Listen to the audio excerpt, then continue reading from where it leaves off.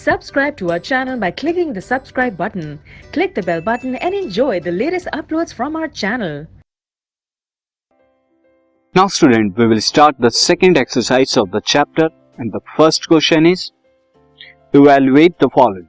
हमें यहाँ पर कुछ वैल्यूज दी हुई हैं, कुछ ट्रिग्नोमेट्रिक फंक्शंस के स्पेसिफिक एंगल यानी कि 30, 45 डिग्री, 60, 90 डिग्री, 0 डिग्री पर ये वैल्यूज को यूज करके हमें यहाँ पर इवेलुएट करना है.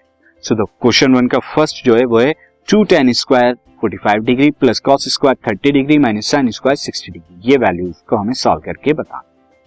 Now student, first of all मैं आपको बता दूं कि tan यहाँ पर आपको tan 45 डिग्री की जरूरत पड़ेगी जो कि 1 है, cos 30 डिग्री की जरूरत पड़ेगी जो कि √3/2 होता है और sin 60 डिग्री की भी जरूरत पड़ेगी जो भी √3/2 की होता है.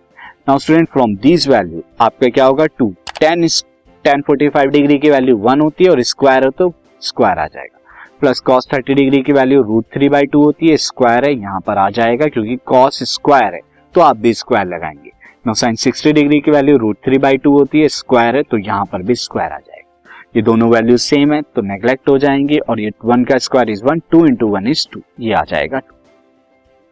नाउ स्टूडेंट, नेक्स्ट आपको यहाँ पर क्या बताना है 4 into sin to the power 4 cos 30 degree plus cos to the power 4 60 degree minus 3 cos square 45 degree minus sin square 90 degree. अब यहाँ पर मैं आपको बता दूं 4 into फर्स्ट वैल्यू आप देखिए sin 30 डिग्री की वैल्यू क्या होती है 1/2 और पावर 4 है तो पावर 4 आई, प्लस cos 60 डिग्री की वैल्यू भी 1/2 होती है, पावर 4 है तो यहां भी 4 आएगा स्टूडेंट. माइनस 3 cos 45 डिग्री की वैल्यू 1/√2 होती है तो 1/√2 का स्क्वायर आ जाएगा एंड sin 90 डिग्री की वैल्यू 1 होती है और 1 का स्क्वायर आ जाएगा. अब इसे सॉल्व कर दीजिए.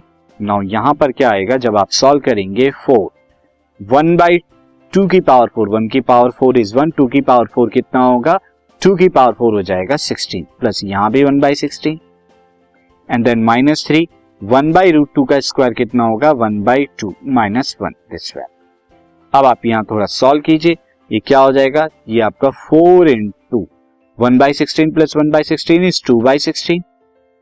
नाउ 4 into 2 कितना होता है 8 और 8/16 कितना होगा ये 2, ये आ जाएगा. नाउ अब यहां देखते हैं तो ये 1/2 वैल्यू आ गई. अब यहाँ वाले ब्रैकेट हम सॉल्व करते हैं तो ये वाला ब्रैकेट हम सॉल्व करेंगे 1/2 माइनस 1, ये 3 into 1/2 माइनस 1 कितना होगा -1/2 और जब आप इसे सॉल्व करेंगे तो कितना आएगा -3 into -1/2 इज 3/2.